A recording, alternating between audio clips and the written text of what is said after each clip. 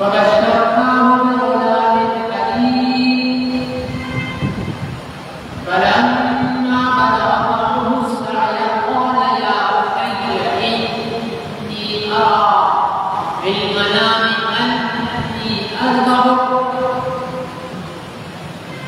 فانظر ماذا ترى قال يا أبت افعل ما تؤمر ستجدني إن شاء الله من الصابرين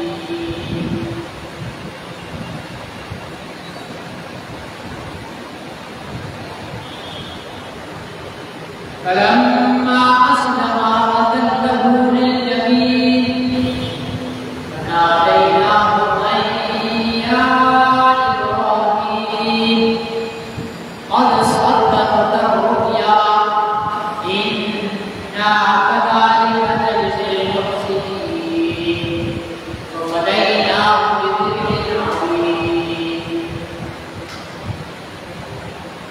صدق الله العظيم وبلغنا رسوله النبي الكريم ونحن على ذلك من الشاهدين والشاكرين والحمد لله رب العالمين.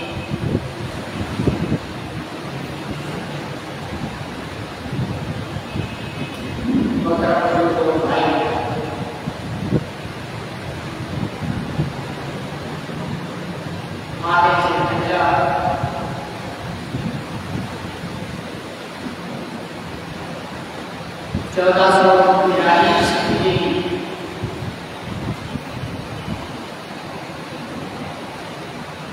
8 تاریخ اس ماہ میں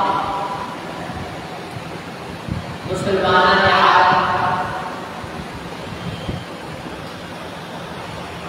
دو بڑی عبادات کو بجا لانے اور ان دونوں عبادات کا تعلق اللہ تعالیٰ کے حضرت پیغمبر حضرت ابراہیم علیہ السلام اور ان کی فیملی کے ساتھ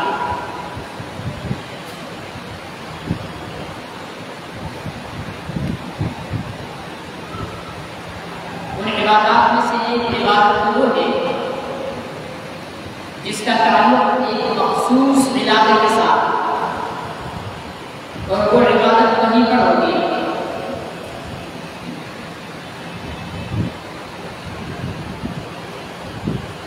اور وہ ہے حج. اسلام کا 5 ارکان میں سے 5 رکن ہے.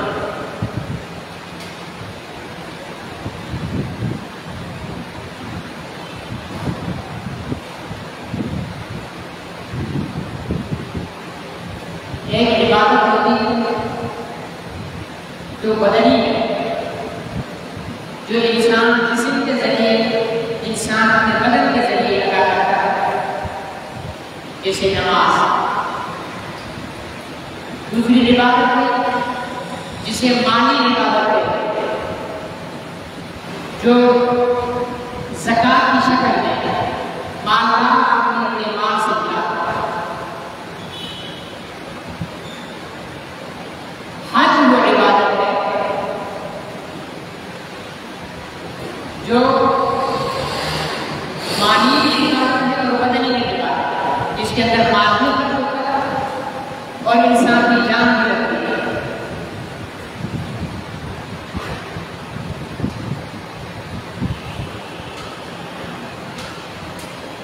اور یہ عبادت آج لاکھوں فرزندان توحید بغیر کسی رنگ و نسل کی تفریق کے،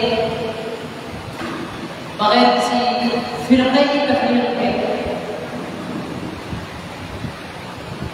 بغیر کسی لسانی تفریق کے، علاقائی تفریق کے، کالے گورے گندمی لمبے بگنے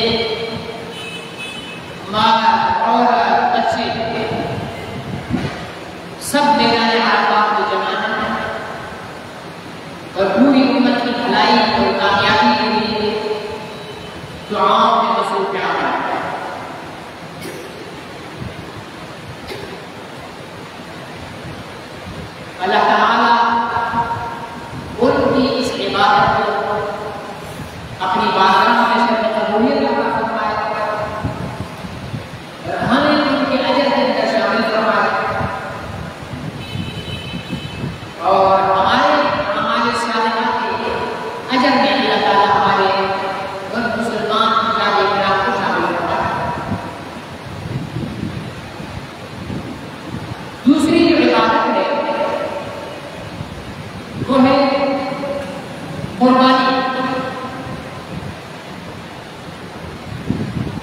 اور اس عبادت کا تعلق بھی حضرت ابراہیم علیہ السلام کی فیملی کے ساتھ.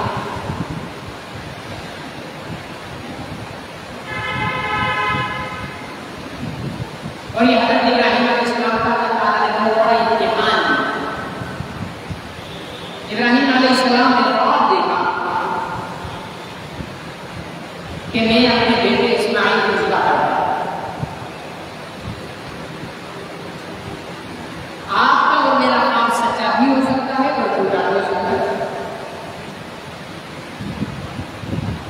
ہم نے کوئی باقی چیز کھائی, ہمارے بیٹے نے قبول نہیں کی, ہمارے بیٹے نے کیس کر دیا, اس کیس کی دباؤ کی وجہ سے ہمیں نبی علیہ السلام کے دین کا خواب آیا جو کہ کوئی معنی نہیں, بات کا سچے خواب بھی آیا. لیکن ہمارا سچا خواب ہو جاتا ہے کہ شرع کے اندر اس کی کوئی حیثیت نہیں ہے.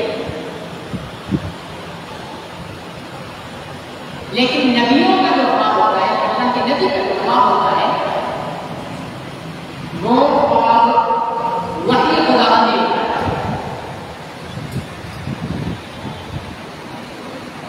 وحی کے دو راستے, ایک بذریعہ جبرائیل, دوسرا بذریعہ خواب. اللہ تعالیٰ اپنے نبی کو خواب کے حکم عطا کرتا ہے. ابراہیم علیہ السلام کا خواب یہ دیکھا کہ میں اپنے بیٹے کو ذبح کر رہا ہوں.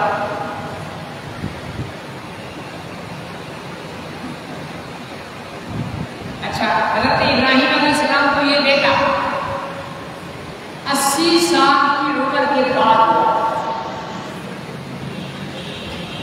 اولاد سے مایوس ہو گئے, ٹھیک ہے نا. بیوی نے بھی کہہ دیا کہ آپ کا کوئی اولاد نہیں ہوتی. اللہ تعالیٰ نے بیٹا دیا. تو یہ انسان کی فطرت ہے کہ بڑھاپے کی اولاد بہت زیادہ پیار ہوتا ہے بنسبت پہلی اولاد کے. انسان کو اپنی آخری اولاد زیادہ پیار ہوتی ہے. کیوں؟ اس لیے کہ وہ اولاد بڑھاپے کے قریب ہوتی ہے. ظاہر ہے حضرت ابراہیم علیہ السلام کو 80 سال کے صبر کے بعد اللہ تعالیٰ نے بیٹا دیا ہے تو کتنا پیارا. لیکن اللہ تعالیٰ کا حکم ہے کہ بیٹا ذبح, اور حکم بھی خواب میں. حضرت ابراہیم علیہ السلام نے اپنے بیٹے اسماعیل علیہ السلام سے کہا, فلما بلغ معه السعي, جب وہ بچہ جو اللہ نے دیا اسماعیل چلنے پھرنے کے قابل ہوا اپنے ابو کے, قال یا بنی, ابراہیم نے کہا اے میرے بیٹے, انی ارا فی المنام, میں نے خواب میں دیکھا, انی اذبحک, کہ میں تجھے ذبح کر رہا ہوں. تجھے ذبح کر رہا, اگر ذبح کر رہا اور ذبح کر لیا ہے یا ذبح کر دیا ہے, دونوں میں فرق. تو آگے سے بیٹا نبی کا اولو العزم پیغمبر کا بیٹا, اور اس بیٹے کی نسل سے سید دو عالم صلی اللہ علیہ وسلم نے جنم لینا ہے. تو آپ اندازہ لگائیں کہ کتنی باصلاحیت ہوتی ہے. تو اسماعیل علیہ السلام نے فرمایا, قال یا ابت افعل ما تؤمر, اگر بیٹے کو پتا یہ نہیں جانتے یا ابت افعل ما تؤمر, ما ترى, یا اللہ ابا جی وہ کر لیں جو آپ نے دیکھا. نہیں کہا, بلکہ کیا فرمایا, یا ابت افعل ما تؤمر, آپ وہ کر لیں جو آپ کو حکم ہوا ہے. حالانکہ ابراہیم نے یہ نہیں کہا کہ مجھے حکم ہوا ہے, کیا کہا, یا بنی انی ارا فی المنام انی اذبحک,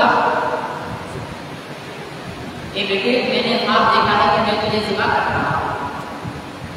بیٹے کے شعور کو دیکھیے کہ کم عمری میں بھی وہ اس بات کو سمجھ رہا ہے کہ میرے والد پیغمبر ہیں اور پیغمبر کا خواب وحی ہوتا ہے، وحی خدا کا حکم ہوتا ہے. یا ابا فعل ما تؤمر، ابا جان آپ وہ کریں جو آپ کو حکم ہے.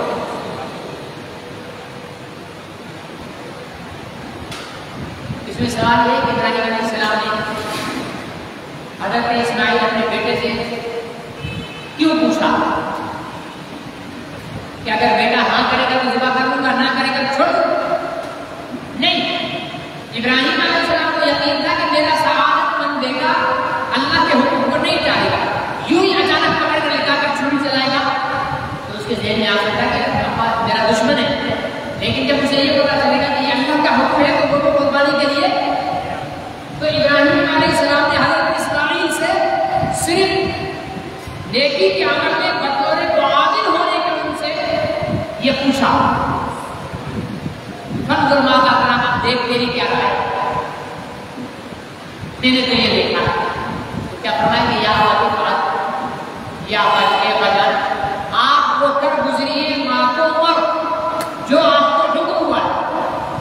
باقی رہی یہ بات کہ آپ اگر سمجھ رہے ہیں کہ آپ مجھے کاٹیں گے، ذبح کریں گے، چھری چلے گی، میں روؤں گا، پیٹوں گا، چھڑاؤں گا،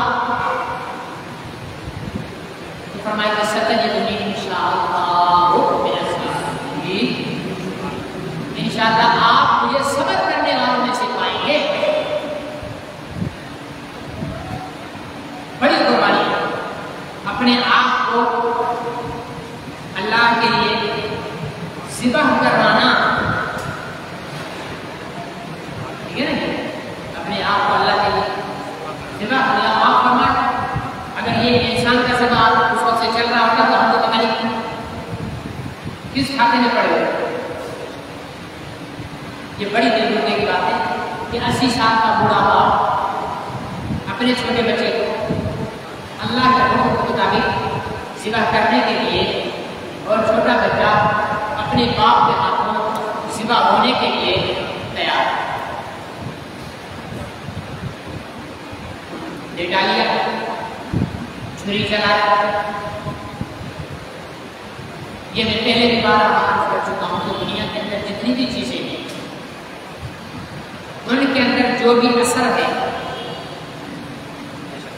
ٹھیک ہے نا، وہ اللہ کی طرف سے پیدا کیا ہوا.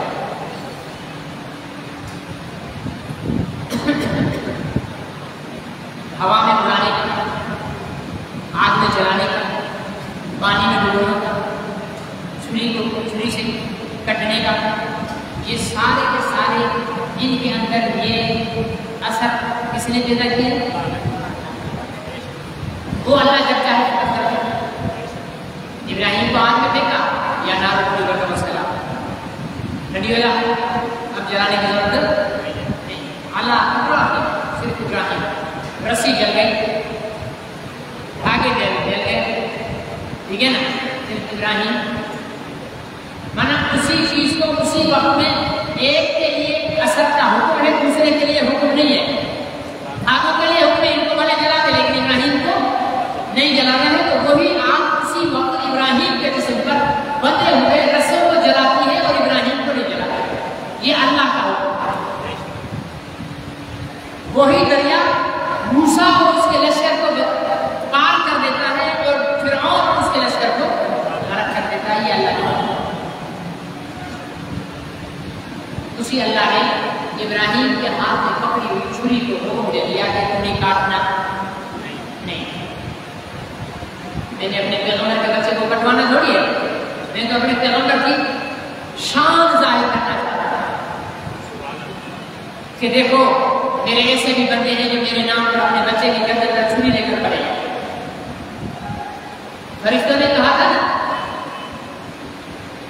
کہ انسان کو کسی لیے پیدا کر رہے ہیں، فساد کرے گا، خون ریزی کرے گا، ہم ہیں نا تیری عبادت کے لیے. اللہ تعالیٰ نے فرمایا انی اعلم ما لا تعلمون، جو میں جانتا تم نہیں جانتے.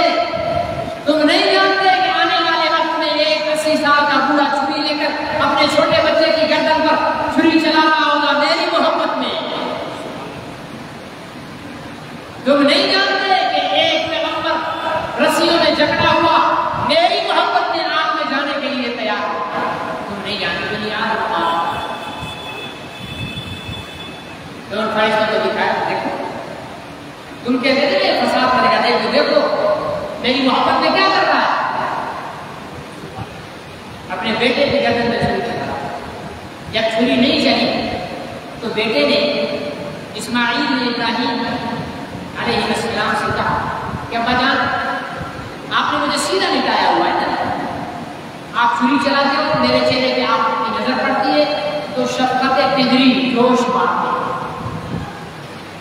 تو آپ کی چھری چلانے کی رفتار کمزور پڑ جائے, چھری پر گرفت کمزور پڑ جائے. آپ ایسا کریں کہ مجھے ماں نے اپنی قمیص اتار کر دی کہ یہ امی کو جا کر دے دیں. اپنی قمیص کہا کہ یہ امی کو جا کر دے دیں, وہ اس سے دل بہلا لیں گے اور مجھے پیشانی کے پر الٹا لٹائیں تاکہ میرے چہرے پر آپ کو نظر نہ پڑے. فلما اسلم وتلہ للجبین, جب دونوں نے اللہ کے حکم کو مان لیا اور بیٹے کو پیشانی پر لٹا دیا, چھری چلنے لگی.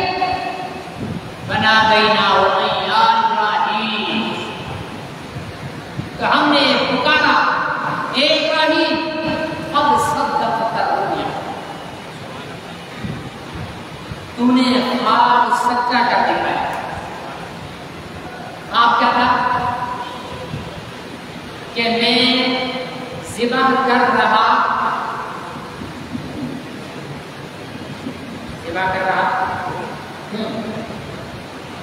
انی اربعک, میں ذبح کر رہا ہوں تجھے, اور یہاں پر بیٹے کی گردن پر چھری رکھی ہوئی ہے. ذبح کرنے کے لیے چھری چلا رہے ہیں تو کیا کر رہے ہیں, ذبح کر رہے ہیں. آپ نے دیکھا کہ ذبح کر رہا ہوں اور یہاں ذبح کر رہے ہیں. جو خواب میں دیکھا وہ کر دیا. اللہ نے کہا صدق کرو گے, آپ نے خواب پورا کر دیا. اب ابراہیم علیہ السلام کو تھوڑی پتا تھا کہ اللہ تعالیٰ میرے بیٹے کو بچائیں گے, وہ تو پوری نیت کے ساتھ ذبح کرنے کے لیے, اور اللہ نے بیٹے کو بچانا تھا. اچھا اس میں بھی میرے رب کی حکمت دیکھیں, جبرائیل کو بھیج کر بھی تو کہہ سکتے تھے نا بیٹے کو ذبح کر دو, کہہ سکتے تھے. جبرائیل کے ذریعے بھی وہی آتی ہے نا, تو جبرائیل کو کہتے جاؤ ابراہیم کو اپنے بیٹے کی ذبح کر دو, تو پھر ذبح ہی کرنا پڑتا. حکم کیا تھا کہ ذبح کر دو, یہ حکم آتا نا. پھر اگر بیٹے کو بچانا ہوتا تو پہلے حکم کو منسوخ کرتے, چھری چلاتے وقت کہتے مطلب وہ حکم کینسل ہو گیا, منسوخ ہو گیا, اب دوسرا حکم یہ کہ چھوڑ دو, مگر تیرا حکم پورا. اس لیے اللہ نے خواب میں دکھایا کہ بیٹا ذبح کر رہا ہوں, اور ابراہیم یہی سمجھے کہ مجھے بیٹا ہی ذبح کرنا ہے. وہ اپنی نیت کے ساتھ بیٹے کو ذبح کرنے کے لیے لے کے آ گئے. جب لا رہے تھے مینا کے میدان میں, اللہ تعالیٰ آپ سب کو لے جائے اور بار بار لے جائے, ٹھیک ہے نا جی. مینا کے میدان میں شیطان آ گیا, یہ لگا کہ ابراہیم کہاں چل رہی ہے بیٹے کو لے کر. حکم دیا جبرائیل آئے تھے, نہیں خواب دیکھا جو 80 سال کے بعد بیٹا ہوا ہے اور وہ بھی ایک خواب کی بنیاد پر چلے ذبح کرنے. ابراہیم علیہ السلام نے کنکریاں اٹھائی, بسم اللہ اللہ اکبر, رحمت للشیطان و رضا للرحمن, شیطان کی ذلت کے لیے اور رحمان کی رضا کے لیے. شیطان وہاں سے بھاگ گیا. اللہ نے وہاں ایک پتھر کھڑا کر دیا, تھوڑا آگے گئی تو پھر دوبارہ آیا. اسماعیل سے کہنے لگا ابا جی کہاں لے جا رہے ہیں؟ کہنے لگے ذبح کرنے لے جا رہے ہیں. ڈر نہیں لگتا؟ تو کس لیے لگے گا؟ اللہ کے لیے دعا کرنے لے جا رہے ہیں۔ ارے بھائی خواب ہے، اپنے ابا کو سمجھاؤ، بھلا خواب میں نہیں کوئی بیٹے کو دعا کرتا ہے؟ اس نے جو اپنے ابا کو دیکھا تھا کوئی اٹھایا مار۔ پھر تیسری جگہ آیا، 3 جگہ ابراہیم اور اسماعیل علیہ السلام کو ورغلانے کی کوشش کی اور انہوں نے پتھر لگائے۔ ان کے وہم گمان میں بھی نہیں تھا کہ آج جو ہم شیطان کو پتھر لگا رہے ہیں اب قیامت تک انہی تاریخوں میں شیطان کو پتھر لگائے جائیں گے، لگائے جائیں گے۔ آج تو آج عرفات میں نا، کل جب عرفات سے واپس آئیں گے تو پھر شیطان کو بند کر دیا ہے۔ 10 تاریخ کو 11 کو انہوں نے ایک دفعہ لگایا، اللہ نے حاجیوں کو 3 دن مسلسل لگانے کا حکم دیا۔ میرے ابراہیم کی سنت کو زندہ کرو، جس نے میری محبت میں اپنے بیٹے کی محبت کو مغلوب کر دیا اور میری محبت کو غالب رکھا، بلند رکھا۔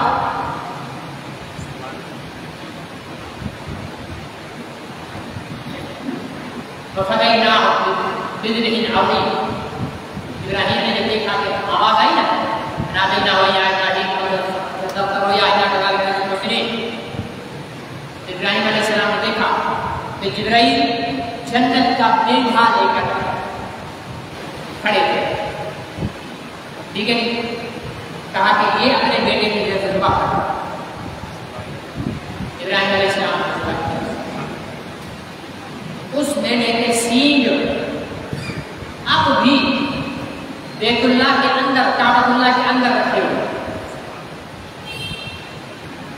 اللہ آپ سب کو دے گا اور اندر بھی جانے کی سعادت نصیب فرما، ٹھیک ہے نا؟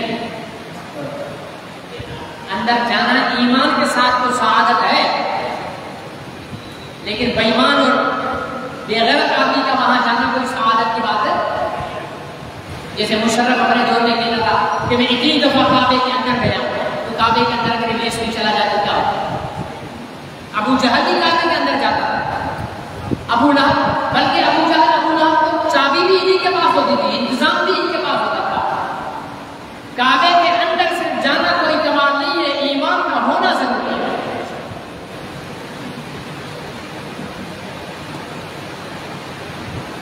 اس کے بعد اللہ تعالیٰ نے اس سنت کو قیامت تک آنے والے ایمان والے مالداروں کے اوپر واجب قرار دے دیا۔ اب جس آدمی کے پاس 81,000 روپے، کتنے؟ 81,000 روپے زائد از ضرورت پڑے ہوئے ہیں، ٹھیک ہے نا؟ اس شخص پر قربانی واجب۔ یہ 81,000 52.5 تولہ چاندی کی قیمت بتا رہا ہوں، لیکن اگر چاندی کی قیمت بڑھ گئی ہوگی تو معیار وہ چاندی کی 52 تولہ 52.5 تولہ چاندی کی قیمت، اگر گھٹ گئی ہوگی تب بھی معیار ہو۔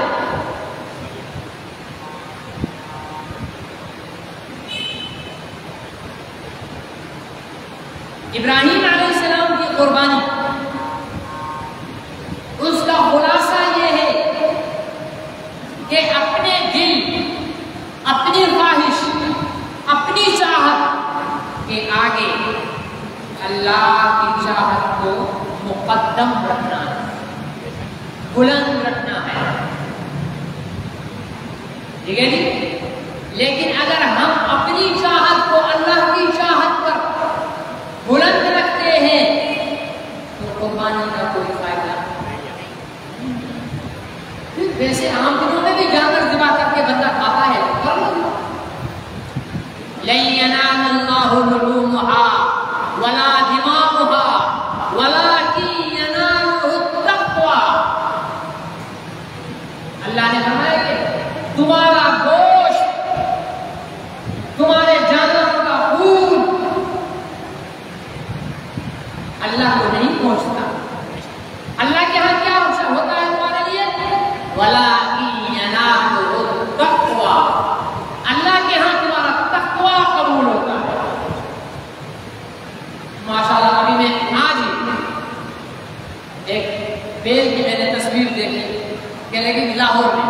کہا کہ 1 کروڑ روپے کا بیل ہے. کتنے کا؟ 1 بیل. لینے والا پہلے نمبر کا بیوقوف ہے. سچ لے رہا ہے, کسی کو برا بھی لگ رہا ہوگا لگے.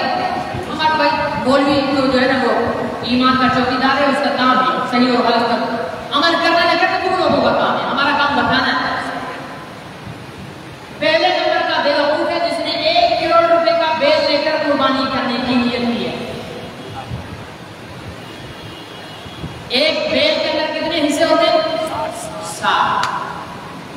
اب 1 کروڑ کا بیل لے کر وہ ذبح کرے تو ثواب کتنی قربانی کتنے حصوں کا ملے گا؟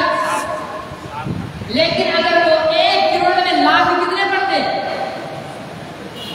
100. 1 لاکھ روپے کا ایک بڑا جانور لے لے, مل جاتا ہے, مل جاتا ہے. 1 لاکھ روپے میں ایک بڑا جانور لے لے تو کتنے جانور ہو گئے؟ 100. عید پڑھ کر ذبح کرنا شروع کرے, مغرب تک چھری چلاتا رہے گا, ثواب ملتا ہے. ایک جانور ذبح کرنا زیادہ ثواب ہے یا 100 جانور ذبح کرنا زیادہ ثواب ہے؟ 100 جانور. اللہ قیمت نہیں دیکھیں گے, اللہ جانوروں کی تعداد کو دیکھیں گے کہ اس نے کتنے جانور ذبح کیے. 1 لاکھ روپے کا 1.5 لاکھ روپے کا بکرا, بھائی 20 ہزار کے شیلے لے لو, لاکھ میں 5 آ جائیں گے, 5 قربانیاں کر لو. 1 لاکھ میں 1 کرنے والا بیوقوف ہے, اس کی جگہ 8 لاکھ تو وہ ہے جو 1 لاکھ روپے میں 5 بکرے لے کر قربانی کرتا. اور ہمارے بھی یہ جو بیوپاری ہے نا, پھر آخر میں روتے اور جی میں نے اتنا گندم کھلایا, اتنے بادام کھلائے. کسی نے بولا تم بیوقوف ہو کہ تم گندم اور بادام کھلا, چارہ کھلا کر پال بڑا کر کے بیچ سستے داموں میں, تجھے بھی ثواب ملے اسے بھی ثواب ملے. ایک بزنس بنا لیا ہے عبادت کو. مناسب طریقے سے پالو, عام طریقے سے پالو.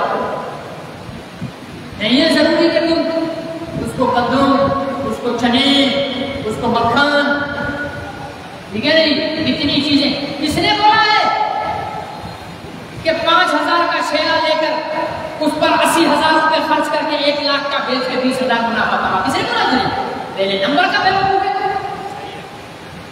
اس کو پال, گھاس لے, چارہ لے, جو جنگلوں میں ہے وہ لے. پہلے کرتے تھے لوگ یہ, اور قربانی آسان کی. اب بیچنے والا پریشان ہے کہ ہمارے معیار کا دعوت نہیں ہے, اور خریدنے والا پریشان ہے کہ ہمارے معیار کا جانور میں پیسے لے کر گیا ہوں 25,000, منڈی میں 50 سے کم جانور نہیں مل رہا.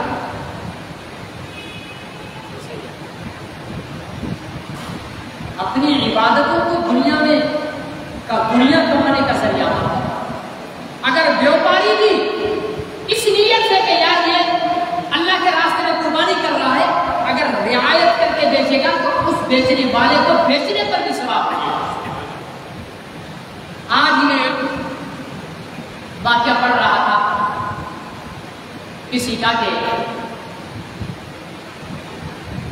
کوئی شخص گیا بازار میں, پہلے اپنے لیے جانور خریدا, جانور خرید کر ایک جگہ کھڑا کیا تو پھر دل میں خیال پیدا ہوا کہ یار میں نبی پاک صلی اللہ علیہ وسلم کے لیے بھی کیا خرید لوں, جانور خرید لوں, اور آپ صلی اللہ علیہ وسلم کے لیے قربانی کروں. ہم پر حق ہے ہمارے آقا کا, اگر گنجائش ہو تو ضرور کرنا چاہیے. ہمارے ماں باپ سے زیادہ ہم پر ان کا حق ہے. ہمارے ماں باپ ہمیں دنیا میں لے کر آئے ہیں اور ہمارے آقا ہمیں جنت میں لے جائیں گے. دنیا غموں کی جگہ ہے, جنت سکون کی جگہ ہے. ٹھیک ہے جی. اس نے ایک جگہ دیکھا جانور اچھا خاصا جو اپنے جانور سے بھی اچھا تھا. اس نے کہا کہ بھائی یہ تو بھاؤ کا چل رہا تھا. اس نے کہا بھائی لاکھ, مثال دے دو جی لاکھ روپے. اس نے کہا نہیں بھائی نہیں, 10,000 کم کر لو, 80, 90 لے لو. بحث چل رہے تھے, اس کی زبان سے یہ نکل گیا یا کہ حضور علیہ السلام کے لیے کروں گا. اس کی زبان سے کیا نکلا یا کہ حضور علیہ السلام کے لیے کروں گا. تو وہ شخص خریدار کہتا ہے کہ اس نے بغیر تعقل کیے, بغیر توقف کیے اس جانور کی رسی میرے ہاتھ میں پکڑا دی اور کہا کہ جاؤ کر لو, اور منڈی میں گم ہو گیا. پیسے بھی نہیں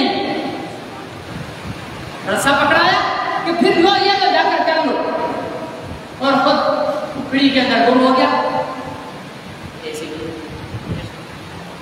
میں نہیں کہا کہ تم سب اپنے جانور مفت میں پکڑا دو، لیکن منافع خوری کم رکھو.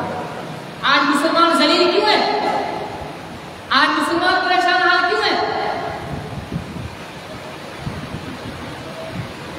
عیسائیوں کی عید 25 دسمبر کو ہوتی ہے، جسے کہتے ہیں ایک کرسمس. تمام یورپ کی فلائٹوں کے کرائے کم ہونا شروع ہو جاتے ہیں 1 دسمبر سے. بھائی 1 دسمبر سے 10 دسمبر تک 20% کرائے میں رعایت، 10 دسمبر سے 15 دسمبر تک بھائی 30%.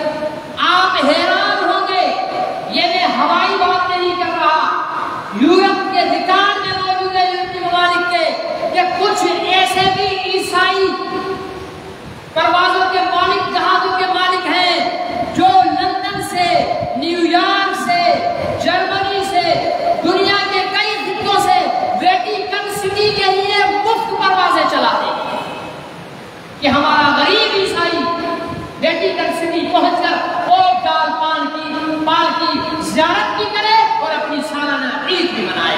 یورپ کے کتنے ڈپارٹمنٹل اسٹوروں کے اندر گورنمنٹ کی طرف سے واؤچر رکھے ہوئے ہوتے ہیں کہ اگر کوئی غریب کرسمس کی جو ہے خوشیاں منانے کے لیے اس کے پاس سامان نہیں ہے تو یہ بل واؤچر اس سے سامان دے کر اس سے سگنیچر لے لو، گورنمنٹ کے خزانے سے لے لو.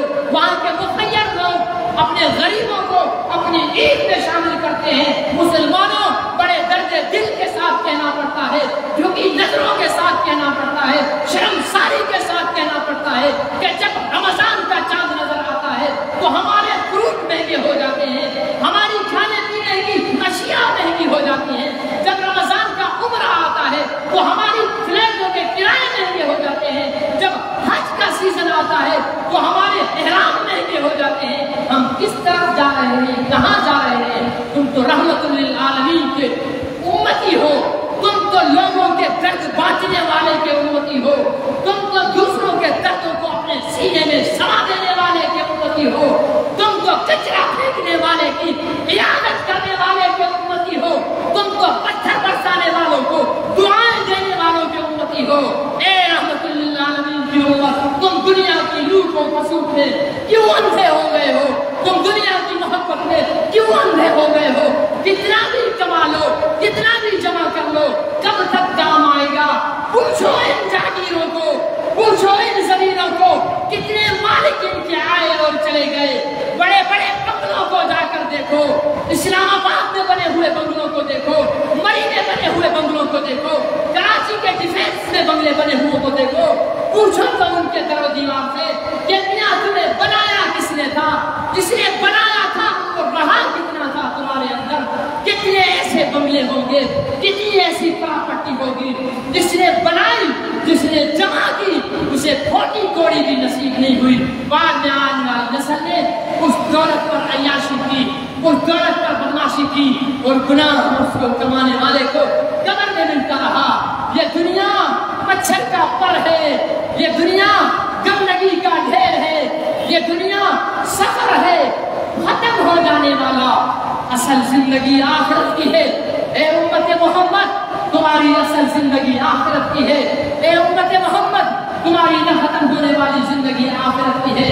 یہ تو سفر ہے. مسافر ٹرین میں کھڑا ہو کر بھی منزل پر پہنچ جائے گا، بیٹھ کر بھی منزل پر پہنچ جائے گا، ایئر کنڈیشن میں بیٹھ کر بھی منزل پر پہنچ جائے گا.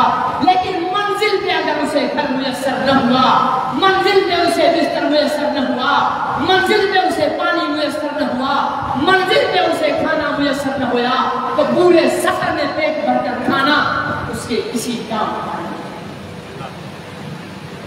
ناجائز منافع خوری چھوڑو،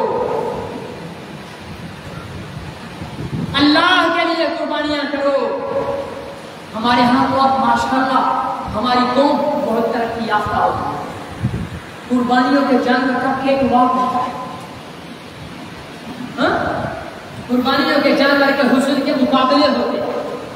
بھائی یہ میرا جانور جیتا ہے، ہاتھ میں ٹرافی پکڑی ہوئی ہے، قربانی کا جانور لیا ہوا ہے، تو نے قربانی پر ان جانور پر قربانی کے جانور کے لیے تو یہاں تک حکم ہے کہ اگر بکری تم نے لی ہے اور وہ بکری دودھ دے رہی ہے تو اس کا دودھ بھی مت نکالو، اگر نکال لیا ہے تو اتنی قیمت صدقہ کرو۔ ہم اپنے جانوروں کا تماشا بناتے ہیں، مونچھیں تان کر محلے میں سینہ چوڑا کر کے چلتے ہیں کہ بھائی فلانے حاجی صاحب نے، فلانے چودھری صاحب نے، فلانے وڈیرے صاحب نے، فلانے خان بہادر نے اتنے لاکھ کا جانور لیا ہے، اتنا پیسہ، 1-1 کروڑ 5-5 لاکھ کے بکرے اور 1-1 کروڑ کے 50-50 لاکھ کے بیل لینے والے میری نظر میں معاف کرنا معذرت کے ساتھ اس دور کے سب سے بڑے بیوقوف ہیں، جو 50 لاکھ روپے کے بدلے میں منافع کتنا لے رہے ہیں؟ 1 لاکھ۔ بھائی منافع تو بندہ کہتا ہے جتنا میں لگاؤں اس سے زیادہ ملے، لگائے 50 لاکھ ہے، پرافٹ کتنا مل رہا ہے؟ 1 لاکھ۔ کیوں؟ جو 50 لاکھ کا جانور لیا ہے قربانی تو ایک ہی کہلائے گی نا، دوسرے نے 1 لاکھ کا جانور لیا ہے اس کی بھی قربانی ایک ہی کہلائے گی۔ بالکل مریڑ سڑا ہوا بیمار جانور نہیں ہونا چاہیے، ٹھیک ہو، نارمل ہو، مل جاتے ہیں، مونچھ نیچی رکھو، گردن نیچی رکھو، سینے کو جھکا کر رکھو، ایسے رہو گے پھر قربانی کرو گے تو رب کی بارگاہ میں قبول ہوگی۔ ورنہ آخری بات کہہ کر میں گفتگو کو ختم کرتا ہوں، 3 آدمی اللہ کی بارگاہ میں قیامت کے دن پیش ہیں، ان میں ایک مولوی، اللہ مجھے ان میں سے نہ بنائے، آمین نہیں کہتے ہو، مجھے بننا چاہتے ہو، اللہ مجھے ان میں سے نہ بنائے، اللہ مجھے ان میں سے نہ بنائے۔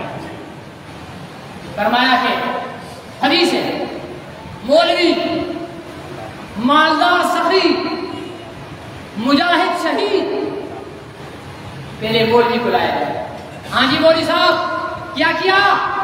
آپ کو علم دیا، آپ کو مال دیا، آپ کو زندگی دی، عرض کرے گا یا اللہ میں نے تیرے دین کی تبلیغ کی، میں نے لوگوں کو واضح نصیحت کی صرف تیرے لیے۔ اللہ فرمائیں گے تو جھوٹ بول رہا ہے، میرے لیے نہیں، تو نے تو لوگوں کی واہ واہ کے لیے تقریر کی، تو نے تو لوگوں کی واہ واہ کے لیے تقریر کی ہے،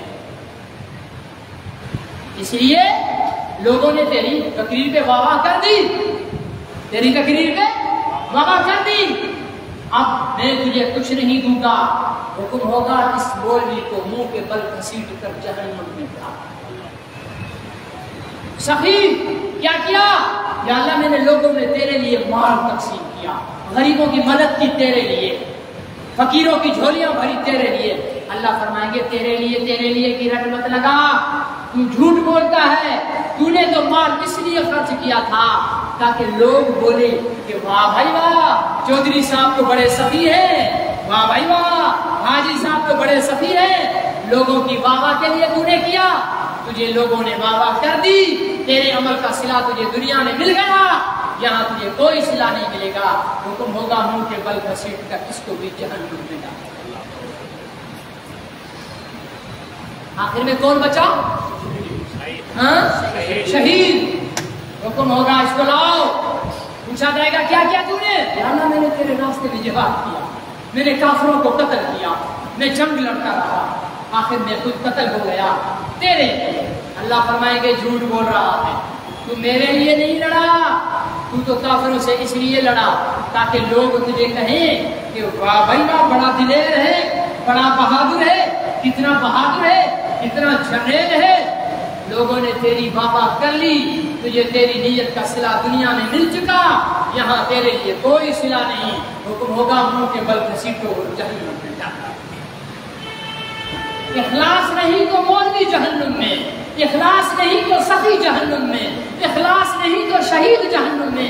ارے تیرے میرے 2 ٹکے کی قربانی اگر یہ اخلاص نہیں ہے تو کیسے قبول ہوگی؟ اخلاص پیدا کرو، دکھا کر قربانیاں مت کرو، جتا کر قربانیاں مت کرو، سجا کر قربانیاں مت کرو، اللہ کی رضا کے لیے کرو، اور فریج بھر بھر کر نہ رکھو۔ ہاں ہم سب نے جس کے فریج کی کولنگ کم تھی نا، وہ بھی گیس بھروا کر فریج تیار کر لی۔ ہاں جی، فریج تیار کر لی ہے کہ قربانی کا گوشت ہے بھائی رکھنا ہے، میں نے رکھنا نہیں ہے، تیری فریج گوشت سے بھری ہوئی ہے، اور عید کے دن تیرا پڑوسی ایک بوٹی کو ترس رہا ہے، کل قیامت کے دن اگر اس پڑوسی نے تیرا گریبان پکڑ کر اللہ کی عدالت میں پیش کر دیا، تیرے پاس کیا عذر ہوگا؟ یہ قربانی کا گوشت غریبوں کو دینے کا ہے، اللہ نے تجھے کھانے سے منع نہیں کیا، ہاں لیکن جمع نہ کر۔ اور ہمارے ہاں ایسا کنجوس طبقہ بھی رہتا ہے، وہ گوشت کو سکھا دیتا ہے، گوشت کو سکھا دیتا ہے، پھر اس کو محفوظ کر کے رکھ دیتا ہے، پھر پورا سال۔ میری نظر میں تو یہ انتہا درجے کا کنجوس ہے، تاکہ آپ بے سخی بولو، اعلیٰ درجے کا کنجوس انسان۔ مستحب یہ ہے کہ قربانی کے گوشت کے 3 حصے کرو۔ کتنے حصے کرو؟ 3 حصے کرو۔ ایک حصہ اپنے اہل و عیال کے لیے رکھو، ٹھیک ہے جی؟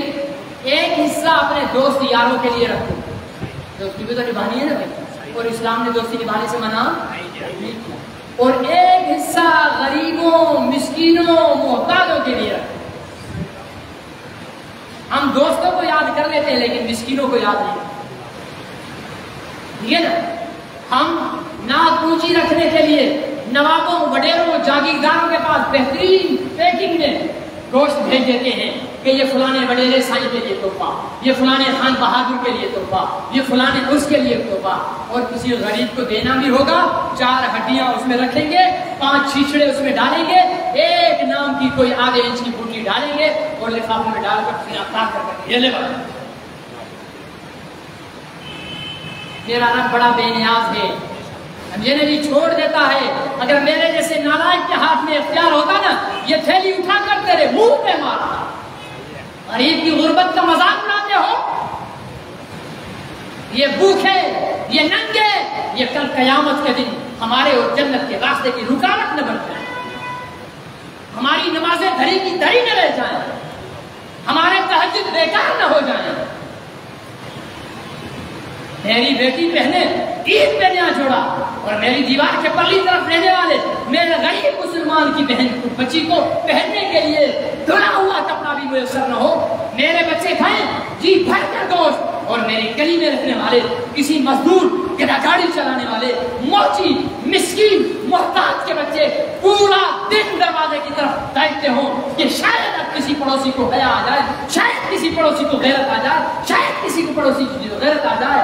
کیا جواب دے گا وہ پڑوسی جب کل قیامت کے دن اس نے اللہ کی عدالت میں شکایت کر دی کہ اللہ، یہ چودھری صاحب جو تہجد پڑھ کے پیشانی پر محراب بنا چکے ہیں، جو تسبیح پڑھ کر اپنی انگلیوں کو گھسا چکے ہیں، جنہوں نے کبھی روزہ نہیں چھوڑا ہے، ان سے پوچھو تو صحیح، ہم عید کے 3 دن ایک موتی کو ترس گئے تھے جس کی فریج میں گوشت پڑا ہوا تھا، پوچھو تو اس نے خیال کیا ہمارا؟